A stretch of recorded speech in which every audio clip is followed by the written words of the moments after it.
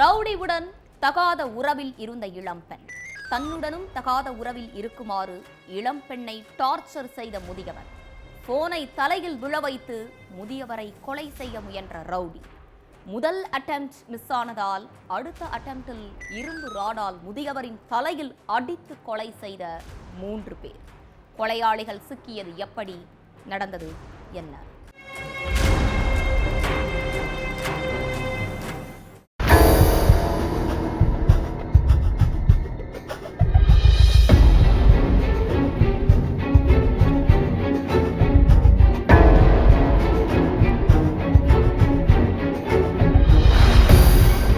நைட்ல மாட்டு கொட்டகையில கயிற்று கட்டில போட்டு தூங்குறது தான் பால் வியாபாரி செல்லப்பனுக்கு வழக்கம். அப்படி தூங்கிட்டு இருந்த செல்லப்பனை பாக்குறதுக்காக கொட்டகைக்கு போயிருக்காங்க அவரோட மனைவி. அப்போ கணவர் தலையில அடிபட்டு நிறைய ரத்தம் வெளியேறி உயிரிழந்து கிடந்திருக்கார். அதை பார்த்து அதிர்ச்சியான மனைவி ஓடி வந்து தன்னோட மகன்கள் கிட்ட சொல்லி இருக்காங்க. அதுக்கு பிறகு அங்க போய் பார்த்த மகன்கள் உடனே போலீஸுக்கு தகவல் கொடுத்திருக்காங்க. அடுத்து அங்கு வந்த போலீசார் சடலத்தை போஸ்ட்மார்ட்டத்துக்காக ஹாஸ்பிட்டலுக்கு அனுப்பி வச்சுட்டு அக்கம் பக்கத்துல உள்ளவங்க கிட்ட விசாரிச்சிருக்காங்க. அப்போ பக்கத்து வீட்டுல உள்ள ஒரு பொண்ணு மட்டும் காவலர்களை ஒருவித பயத்தோடவே பார்த்திருக்காங்க.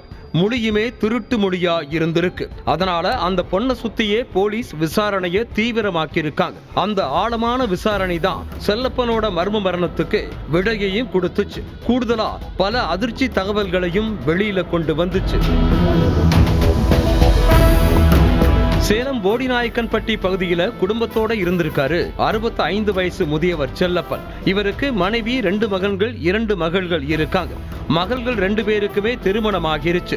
42 வயசான மகனுக்கும் 33 வயசான இன்னொரு மகனுக்கும் கல்யாணம் பண்ணி வைக்கிறதுக்காக பொண்ணு பார்த்துட்டு இருந்திருக்காங்க.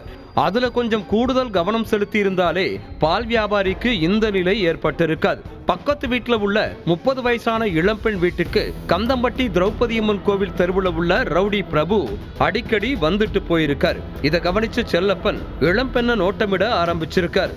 அதுல இளம்பெண்ணுக்கும் ரவுடிக்கும் தகாத உறவு இருக்கு அப்படிங்கிறது முதியவருக்கு தெரிஞ்சிருக்கு. அதனால மகள் வயசுல உள்ள இளம்பெண்ணை அக்கறையோட கண்டிப்பாருன்னு பார்த்தா கேப்ல கெடா வெட்ட பார்த்திருக்காரு செல்லப்பன். பிரபு கூட மட்டும்தான் தகாத உறவுல இருப்பியா, என் கூடையும் இருக்கணும்னு மிரட்டி இருக்காரு. தினமும் பால் வியாபாரி இப்படியே மிரட்டிட்டே இருந்ததால தன்னோட கள்ளக்காதலன் ரவுடி பிரபுவோட காதுல விஷயத்தை போட்டு இருக்காங்க இளம்பெண்.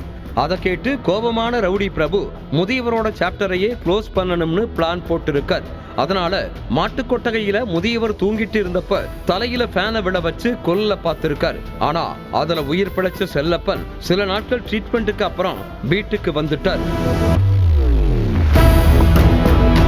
சம்பவத்தன்னைக்கு நைட் நேரத்துல தன்னோட நண்பர்கள் 2 பேரோட அதே மாட்டு தொழுவத்திற்கு போன பிரபு தூங்கிட்டு இருந்த செல்லப்பன் தலையில இரும்பு ராடு கட்டக்கம்பால அடிச்சு கொலை பண்ணிருக்காங்க.